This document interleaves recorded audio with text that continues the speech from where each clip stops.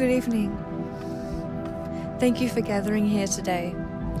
I have a piece of writing I'd like to share with you. I wrote this at the beginning of the year.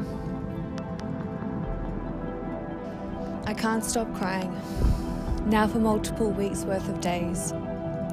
Waves of deep emotion wash over me without even a moment's notice, consuming me entirely. The emotional whiplash is taking its toll, so I allow the weight of my body to sink further into the sand beneath me. I feel the gentle caress of the sun's rays on my skin and notice the waves crash on the shore to a steady rhythm. Pockets of intense emotion crash over me, claiming my being with such nonchalance. Ignorantly unaware as she derails my organized composure. Completely absent of any logical explanation for the spectacle, I endure it with a sense of weighted reverence. I could be running errands, at work, in a Pilates class, in the middle of a social setting, or making breakfast on a random Tuesday morning. The waves of emotions are unconcerned with the obligations of my daily routine. Regardless, they crash over me at their whim, consuming me for a moment, hours, days, or in some cases, weeks or months. As if I am the obliging host for intense, inconsolable emotion to find release. All it wants is to be felt, to be acknowledged and expressed. The waves of emotion are sometimes accompanied with physical pain so intense and severe, my heart feels as though it's being ripped out of my chest and hacked into small pieces with a rusty blade. I have found ways to romanticize the pain, to sit with it in severe discomfort with humility and integrity. I have found deep reverence for the pain. I have felt its beauty and experienced the potential of its alchemization. I now welcome the emotional pain like an old friend, perhaps somewhat sadistic, but it's truly liberating. I consider it an honor to be an instrument for the deep tides of the waves of emotion to express herself.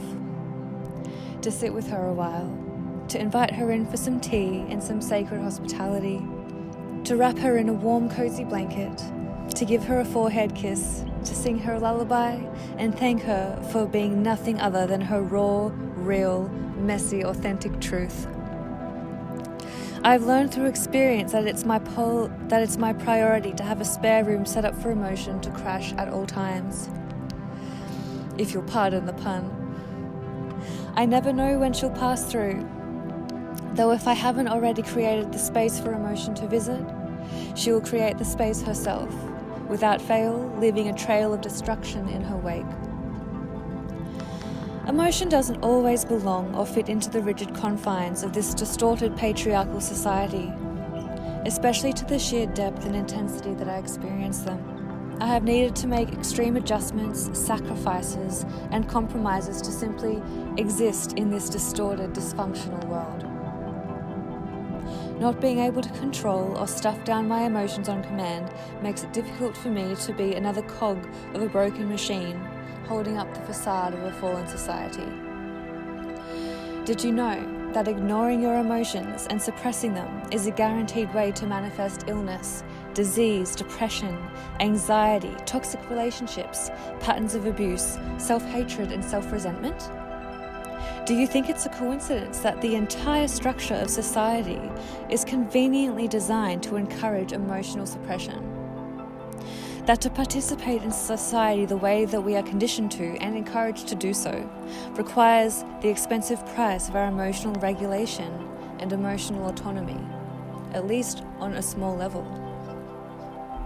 Emotion by nature is messy, it's unpredictable, it's confusing, but therein lies half her beauty and mystery. We as humans try to control what we don't understand, though one who tries to attempt to control emotion will pay a painful price in the long run, which seldom is restricted solely to the individual alone.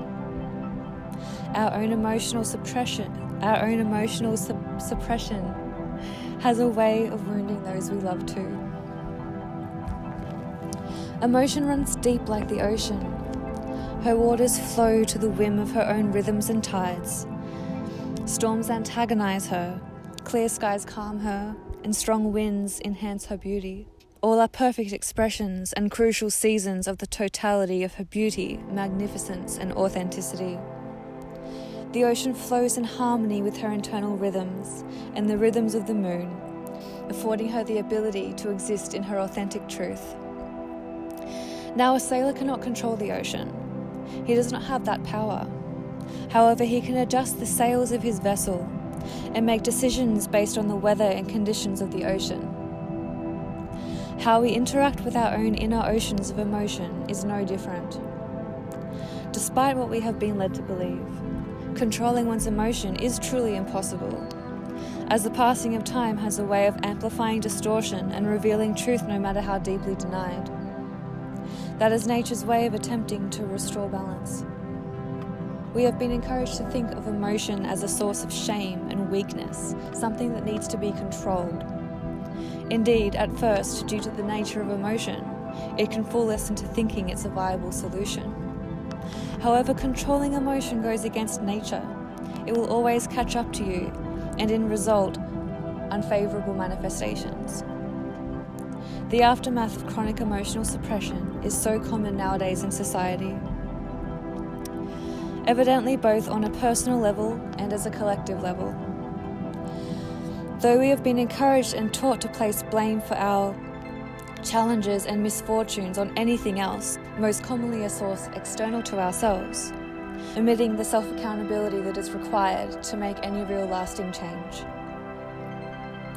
From my own experience as an energetically and emotional sensitive soul who can't suppress her emotions for the life of her, I have learned a thing or two about traversing my ocean of emotion with trust, patience, and reverence. Like the sailor navigating the seas, I adjust my sails of life and make decisions for myself according to the conditions of my emotional ocean, which are in tune with the voices of my gut, with what's telling me, my own intuition. It's the same thing. I went from trying to control and contain the ocean to allowing the ocean to flow as wild and free as she desires. I now live in synchronized rhythm with my emotional ocean. I now allow myself to flow with her rather than against her. Everything in my life has already begun to harmonize, as if touched by magic. Though this did not come easily or without deep sacrifice, challenge, and struggle.